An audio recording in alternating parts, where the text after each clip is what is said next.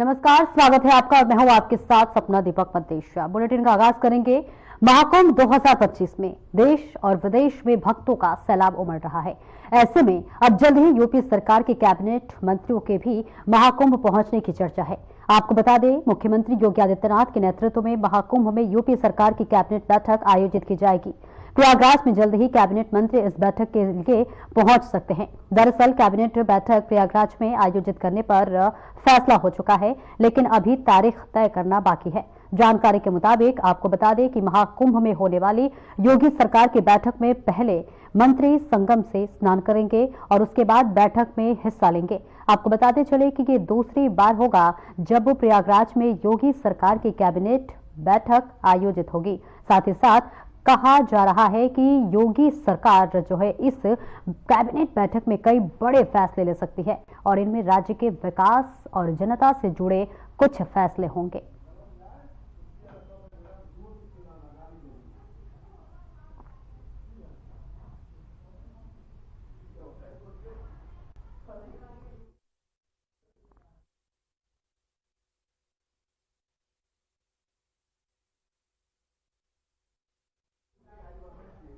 और प्रयागराज में हो रहे महाकुंभ पर लखनऊ की महापौर सुषमा खरगपाल ने जो है साधना टीवी के माध्यम से शुभकामनाएं दी है और बताया कि किस प्रकार महाकुंभ सबसे खास है और इसके साथ ही मुख्यमंत्री की इसमें विशेष भूमिका को भी बताया, जिसे लेकर साधना टीम की ओर से जो है रुचि मेहरा ने खास बातचीत की है और इसी के साथ साथ इस दौरान उन्होंने क्या कुछ कहा है, आइए आपको सुनवाते हैं।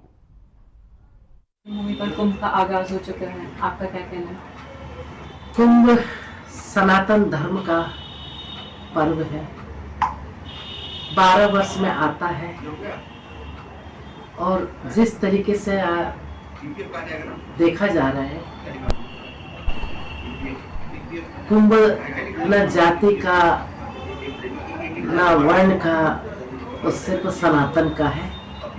मैं कुंभ में पूरे देश पूरे प्रदेश को बहुत बहुत बधाई और शुभकामनाएं दे रही हूँ और मैं भी अपने पूरा स्टाफ लेकर के नगर आयुक्त माननीय पार्षद उपाध्यक्ष से लेकर के सबको लेकर के मैं कुंभ में जा रही हूँ। के बारे में उनके इंतजाम को देखते हुए आपका क्या कुछ कहना है? देखिए, उत्तर प्रदेश सरकार के मुखिया एक संत है और आज जिस तरीके से उन्होंने कुंभ को दिव्य भव्य बनाया है, इसके लिए बहुत बहुत आभार प्रकट करती हूँ, वंदन करती हूँ माननीय मुख्यमंत्री जी का। एक संत रहते हैं, उन्होंने किस तरीके से सनातन धर्म को आगे बढ़ाया है, क्योंकि इससे पहले 2013 में भी कुंभ हुआ था। उस कुंभ में इस कुंभ में कितना अंतर है। और वही खबर उत्तर प्रदेश से है, जहां मुख्यमंत्री योगी आदित्यनाथ ने सोशल मीडिया हैंडल ट्विटर पर पीएम मोदी की तारीफ की है। बता दें, सीएम ने पीएम मोदी की तारीफ करते हुए कहा कि प्रधानमंत्री के नेतृत्व में स्टार्टअप इंडिया पहल ने पहले ने देश की उद्यमशीलता की है और नए आयाम देते हुए युवाओं एवं मातृशक्ति को आत्मनिर्भर बनाया है।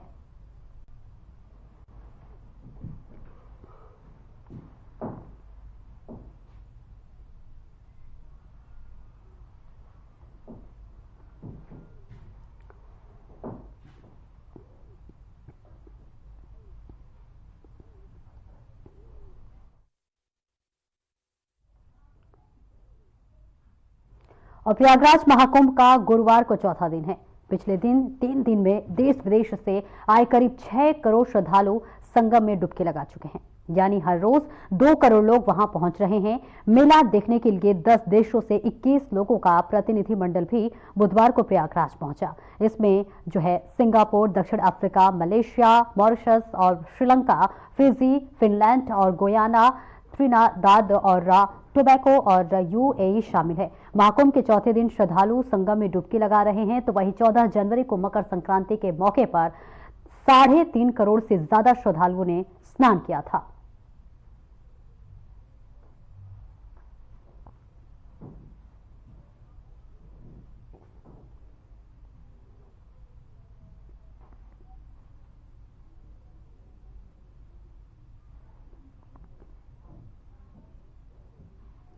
और सिंगापुर के राष्ट्रपति थर्बन शन मुखरत्नम अपनी पत्नी जो है जेन को कोटो के साथ 5 दिवसीय यात्रा पर नई दिल्ली पहुंचे। यहां उन्होंने राष्ट्रपति भवन में राष्ट्रपति द्रौपदी मुर्मू और प्रधानमंत्री नरेंद्र मोदी से मुलाकात की है। वह इस दौरान धनपर का औपचारिक स्वागत किया गया है। और इस बीच आपको बता दें कि शन मुखरत्नम का यह दौरा भारत और सिंगापुर के बीच कूटनीतिक संबंधी के 60 साल पूरे होने के मौके पर हो रहा है। उनका उद्देश्य विभिन्न क्षेत्रों में भारत सिंगापुर के द्विपक्षीय संबंधों को और मजबूत करना है। तो देखिए तस्वीरें आपको दिखा रहे हैं जहां पर राष्ट्रपति द्रौपदी मुर्मू और पीएम मोदी से देखिए ये बेहद जो है अच्छा और पहल ये देखने को मिल रहा है, जो कि ये खास तस्वीर आपको दिखा रहे हैं। सिंगापुर के राष्ट्रपति पहुंचे हुए हैं, उनका ये भारत दौरा और बेहद महत्वपूर्ण दौरा बताया जा रहा है, जहां वो राष्ट्रपति द्रौपदी मुर्मू से मुलाकात करते हुए नजर आ रही हैं।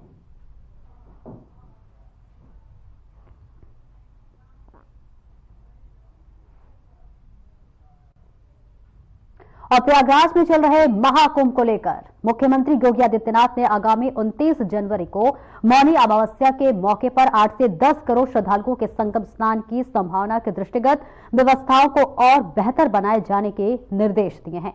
बता दें कि चले कि बुधवार को शासन स्तर के वरिष्ठ अधिकारियों के साथ बीते 3 दिनों की स्थिति की समीक्षा करते हुए उन्होंने कहा कि पौष पूर्णिमा और मकर संक्रांति के 2 प्रमुख स्नान पर्वों पर 6 करोड़ से अधिक लोगों ने त्रिवेणी स्नान को पुण्य लाभ प्राप्त किया है। तो वहीं आगामी 29 जनवरी को मौनी अमावस्या के अवसर पर 8 से 10 करोड़ लोगों के आने की संभावना है और ऐसे में व्यवस्थाओं को और भी बेहतर करने की आवश्यकता है। तो वहीं मुख्यमंत्री ने निर्देश दिए हैं कि रेलवे के साथ संवाद बनाकर महाकुंभ स्पेशल ट्रेनों का जो है समयबद्ध आवागमन सुनिश्चित कराया जाए।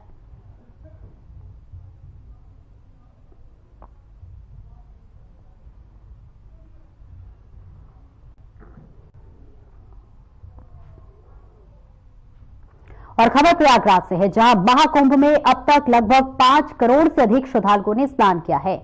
आपको बता दें कि 13 जनवरी से शुरू हुए 45 दिवसीय महाकुंभ के तीसरे दिन भी श्रद्धालुओं ने त्रिवेणी संगम पर पवित्र डुबकी लगाई है। हर रोज करोड़ों लोग त्रिवेणी संगम में डुबकी लगा रहे हैं। आपको बता दें कि पहले शाही स्नान के दौरान साधु संतों के साथ 3 करोड़ से अधिक लोगों ने डुबकी लगाई थी।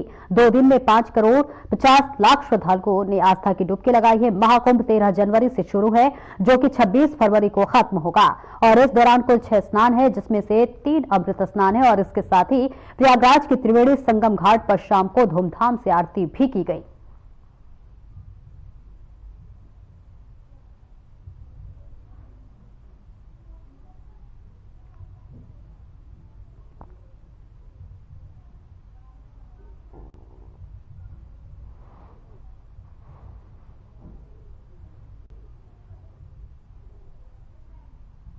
तो देखिए इस बीच तस्वीरें दिखा रहे हैं जहां पर 13 जनवरी से 45 दिवसीय महाकुंभ का ये शुरुआत हो चुकी है और महाकुंभ में करोड़ों लोगों ने आस्था की डुबकी लगाई और ऐसे में देखिए मौनी अमावस्या के दिन भी लगभग 10 करोड़ से ज्यादा लोगों के डुबकी लगाने की संभावना जताई जा रही है, जिसके लिए लगातार मुख्यमंत्री योगी आदित्यनाथ की तरफ से अधिकारियों को तमाम निर्देश दिए जा रहे हैं कि व्यवस्थाओं में किसी भी प्रकार की कोई भी कमी न रहे।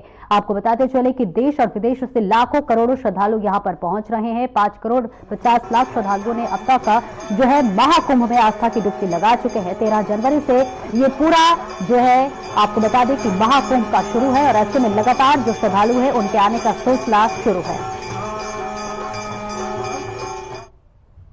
और प्रधानमंत्री नरेंद्र मोदी ने नवी मुंबई में इस्कॉन के श्री राधा मदन मोहन जो है मंदिर का उद्घाटन किया है, जहां पीएम मोदी ने जनता को संबोधित करते हुए कहा कि देश में विकास और विरासत एक साथ आगे बढ़ रहे हैं। विरासत के माध्यम से विकास के इस मिशन को इस्कॉन जैसी संस्थाओं ने महत्वपूर्ण समर्थन मिल रहा है। हमारे मंदिर और धार्मिक संस्थान हमेशा सामाजिक चेतना के केंद्र रहे हैं।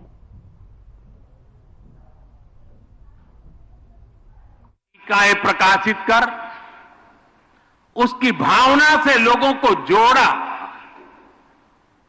अलग अलग स्थानों पर जन्मे ये सभी संत अपने अपने तरीके से कृष्ण भक्ति की धारा को गति देते रहे हैं। इन संतों के जन्म काल में वर्षों का अंतर है, अलग अलग भाषा, अलग अलग पद्धति है, लेकिन बोध एक है, विचार एक है, चेतना एक है। सभी ने भक्ति के प्रकाश से समाज में नए प्राण फूके, उसे नई दिशा दी, अविरत ऊर्जा दी। साथियों, आप सभी परिचित है, हमारी आध्यात्मिक संस्कृति की नींव का प्रमुख आधार सेवा भाव है।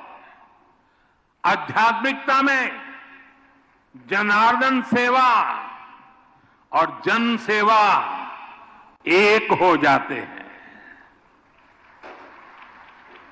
हमारी आध्यात्मिक संस्कृति साधकों को समाज से जोड़ती है, उनमें करुणा की भावना पैदा करती है। ये भक्ति भाव उन्हें सेवा भाव की ओर ले जाता है। दातव्यमिति यद्दानम। और सीधे लिए चलते हैं आपको गुजरात, जहां पर पुरातत्व संग्रहालय का उद्घाटन देश के गृह मंत्री अमित शाह कर रहे हैं। देखिए, भूमि के नीचे से निकालकर आने वाले दिनों में लोगों के सामने रखने का काम किया है। भाइयों बहनों, आज जब मैं मोदी जी के गांव में आया हूं, तब मोदी जी के लिए भी कहना चाहता हूं। मोदी जी ने गुजरात की भूमि को स्वामी दयानंद जी, महात्मा गांधी और सरदार पटेल की विरासत को इतनी ही तेजस्विता और भव्यता के साथ आगे बढ़ाने का काम हमारे नरेंद्र मोदी जी ने किया है। पूरे देश भर में, पूरी दुनिया में वडनगर और गुजरात को प्रसिद्ध करने का काम हमारे नरेंद्र मोदी जी ने किया है। नरेंद्र मोदी जी का पूरा जीवन वडनगर में उनका व्यतीत हुआ, बचपन से लेकर देश के प्रधानमंत्री और विश्व नेता बनने की ये यात्रा आने वाले दिनों में देश और दुनिया के कई सारे विद्यार्थियों की स्टडी का एक विषय बनने वाली, इनका अभ्यास का एक विषय वस्तु बनने वाला है। मैंने भी मोदी जी को कई सालों से उनके साथ नजदीक से काम करते हुए देखा है। मित्रों, उनका जीवन एक भाषण के अंदर इनके जीवन की खूबियों को वर्णन करना असंभव है। शब्दों के आधार पर नरेंद्र मोदी जी की एक कल्पनीय यात्रा वडनगर के एक गरीब परिवार में जन्म लिए हुए बच्चे से लेकर पूरी दुनिया का मार्गदर्शन करने वाले वैश्विक नेता की ये यात्रा अवर्णनीय है, इसको शब्दों में बांध नहीं सकते। मित्रों, ऐसा कहते हैं, साइकोलॉजी में पढ़ाते भी हैं, जिस बच्चे का बचपन दारुण गरीबी में व्यतीत हो, अभाव में व्यतीत हो और कई सारे उपलांभ और उपहासों से भरा हो, वो बच्चा कुंठा से प्रेरित होता है। मगर यहां पर अपना बचपन दारुण गरीबी में बिताने वाले नरेंद्र मोदी जी एक चाय बेचने वाले गरीब पिता का बेटा, एक गरीब मां का बेटा जब बड़ा होकर राज्य और देश की धुरा अपनाया, तब कहीं पर भी कोई कटुता नहीं थी। उन्होंने शासन ऐसे किया कि उनके जैसी गरीबी राज्य और देश के किसी बच्चे को सहन न करनी पड़े, इस तरह से शासन करने का काम किया। बहुत सारे बच्चे जब कुंठा से प्रेरित होते हैं, तब विध्वंसकारी सोच पर आगे बढ़ते हैं, बदला लेने की भावना को पालकर बड़े होते हैं।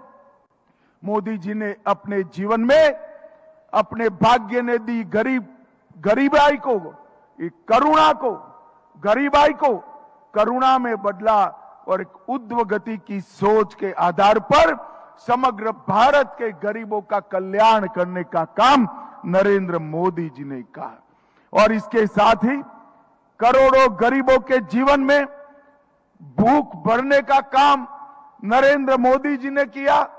उनको घर, गटर, शौचालय, गैस, पीने का पानी, बिजली, दवाइयां और मुफ्त खाने का राशन देकर हर बच्चे के जीवन को सुखी करने का काम एक गरीब घर में पले हुए बच्चे ने किया। मैंने देश भर के, दुनिया भर के नेताओं के बचपन के बारे में पढ़ा है। इतनी विपरीत अवस्था में जन्म लेकर जरा भी कटुता पाले बगैर समग्र समाज का भला करने की सोच एक ईश्वर दत्त प्रतिभावान संपन्न बच्चे में ही आ सकती है, और वो हमारे वडनगर का बेटा नरेंद्र मोदी था।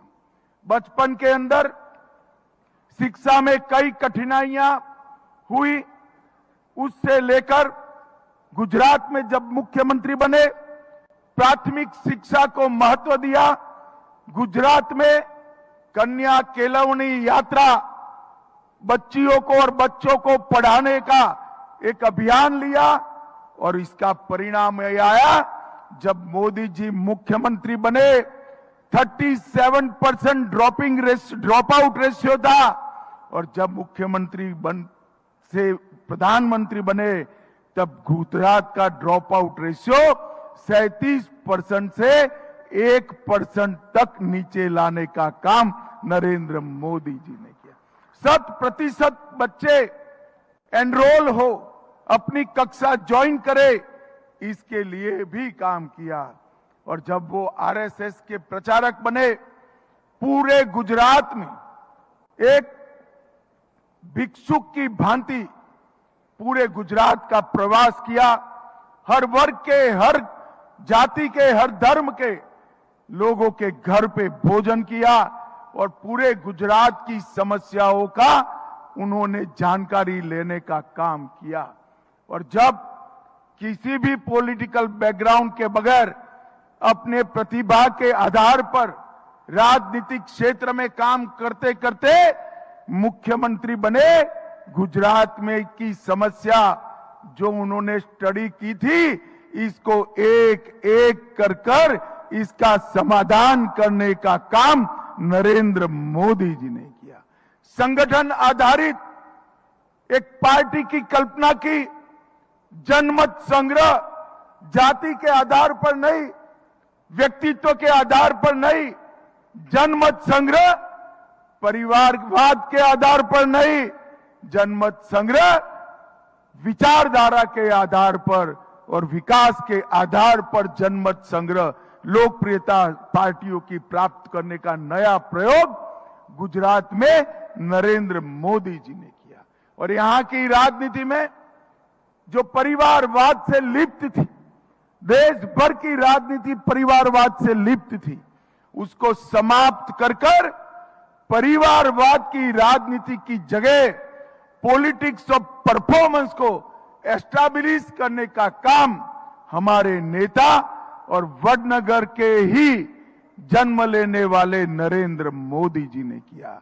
गुजरात के अंदर एक सर्वसमावेशी, सर्वस्पर्शीय विकास का मॉडल बना, जिसमें विकास में वो मॉडल में राज्य का कोई भी क्षेत्र अछूता नहीं था और राज्य का कोई व्यक्ति ऐसा नहीं था जिसका समावेश नहीं। वन बंधु कल्याण योजना, सागर खेड़ू कल्याण योजना, 24 घंटा गांव में भारत भर में पहली बार बिजली पहुंचाना, रोड नेटवर्क, इंफ्रास्ट्रक्चर, सौर ऊर्जा के प्रयोगों की शुरुआत, स्ट्रक्चर्ड शहरी विकास और स्ट्रक्चर्ड ग्रामीण विकास और संपूर्ण शिक्षा के प्रयोग गुजरात में करें।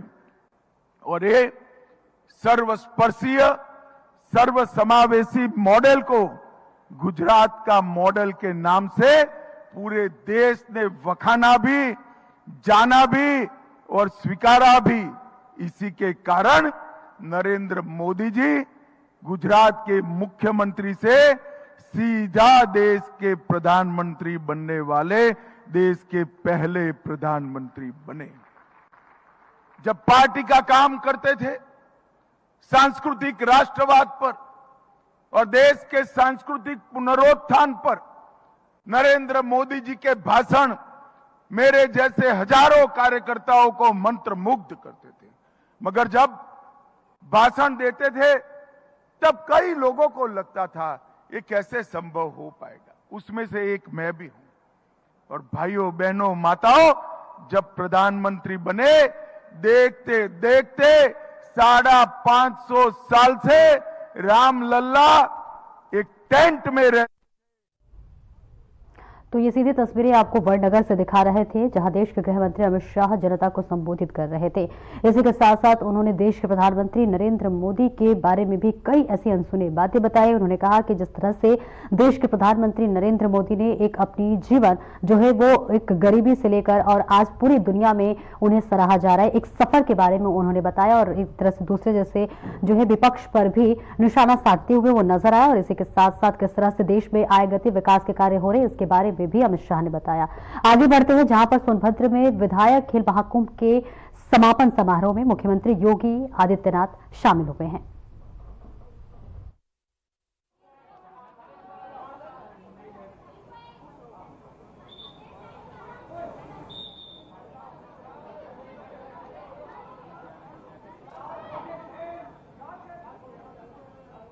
सीधी तस्वीरें आपको सोनभद्र से दिखा रहे हैं, जहां पर समापन समारोह में जो है सूबे के मुखिया योगी आदित्यनाथ शामिल हुए हैं।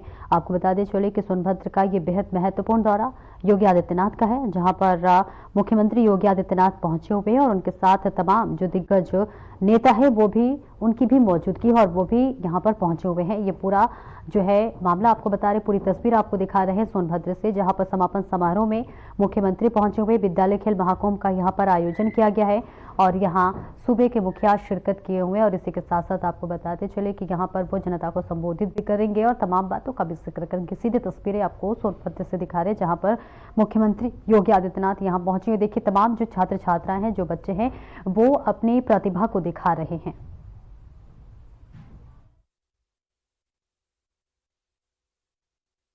तो सीधी तस्वीरें आपको दिखा रहे थे, जहां पर सूबे के मुखिया योगी आदित्यनाथ पहुंचे हुए हैं। खेल समारोह में देख रहे हैं आप, दिखा रहे थे तस्वीरें, जहां पर तमाम छात्र छात्राएं जो थी वो अपनी प्रतिभा को दिखा रही थी।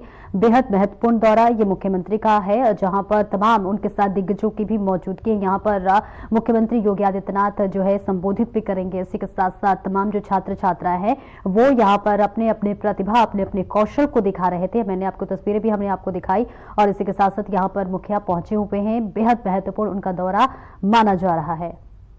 और आगे बढ़ेंगे, जहां पर लखनऊ में अखिलेश यादव ने प्रेस वार्ता की है और ये प्रेस वार्ता सपा कार्यालय में आयोजित हुई है। यहां पर सपा के कई कार्यकर्ता मौजूद हैं। प्रेस वार्ता के दौरान सपा प्रमुख अखिलेश यादव कई मुद्दों पर चर्चा की और इसी के साथ साथ विपक्ष पर भी जमकर निशाना साधा। कई परिस्थितियों में जहां सरकार समय समय पर डराती है, उनके अधिकारी अन्याय करने के लिए हमेशा तैयार रहते हैं, उस समय किसान, समाजवादी पार्टी और हम पर भरोसा कर रहे हैं। मैं अयोध्या वासियों का और खासकर किसानों का बहुत बहुत धन्यवाद और आभार प्रकट करता हूं। अभी जब बात शुरू हुई तो ये कहा गया कि ये भारतीय जनता पार्टी के भी कार्यकर्ता रहे हैं और आज इनके साथ भी अन्याय हो रहा है। और सच्चाई तो ये है कि इधर जिस तरीके से सरकार काम कर रही है, भारतीय जनता पार्टी के लोग भी जानते हैं कि भारतीय जनता पार्टी उनकी सगी नहीं है। इधर जिस तरीके से भारतीय जनता पार्टी फैसले ले रही है, काम कर रही है, भारतीय जनता पार्टी के लोग भी ये महसूस कर रहे हैं कि भारतीय जनता पार्टी उनकी सगी नहीं है। और मैं एक उदाहरण नहीं, कई उदाहरण दे सकता हूं। जो हमारे किसान यहां पर आए हैं, इनका तो सब कुछ छीना जा रहा है। दादा परदादा से वर्षों से ये खेतीबाड़ी करते आए हैं, अपना घर मकान बना लिया है, रजिस्ट्री हो गई है, बहुत सी अपने परिवार मिलकर के रह रहे हैं, लेकिन सरकार जानबूझ करके इनकी जमीन छीनना चाहती है। और जमीन किस चीज के लिए छीनना चाहती है? ये किसान जो आए हैं वो किसी विकास के खिलाफ नहीं है, क्योंकि अगर विकास होगा, खुशहाली होगी तो इनकी भी तरक्की होगी। इनका जो मानना और समझना यही है कि अगर अयोध्या में इतना विकास हो रहा है और खुशहाली आ रही है तो इनका भी साथ साथ विकास हो, इनके घर परिवार में भी खुशहाली आए। सरकार जानबूझ करके सस्ते में जमीन लेकर के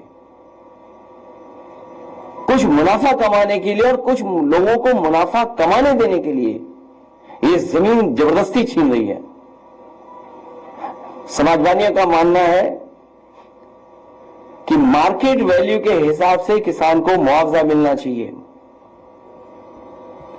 और कई मौकों पर मैं और आप यहां पर बैठ करके कई बार चर्चा की है और यहां तक कहा मैंने कि ये अयोध्या प्रभु राम जी की जमीन है, धरती है उनकी। न केवल भारत, दुनिया के लोगों को वहां के प्रति आस्था है, तो वर्ल्ड क्लास सिटी बने, वर्ल्ड क्लास इंफ्रास्ट्रक्चर बने, लेकिन जो लोग वहां से उजाड़े जा रहे हैं वो उजड़े नहीं, वो भी कम से कम बराबरी के साथ खड़े दिखाई दें। इसलिए मैंने कहा था कि अगर सर्किल रेट बढ़ा करके 6 गुना भी मुआवजा देना पड़े तो सरकार को पीछे नहीं हटना चाहिए। मैं आज फिर दोहराता हूं, जिस समय किसान एयरपोर्ट को लेकर के, अपनी जमीन को लेकर के आए थे, क्यों? फिलहाल इस बुलेटिन में इतना ही। नमस्कार।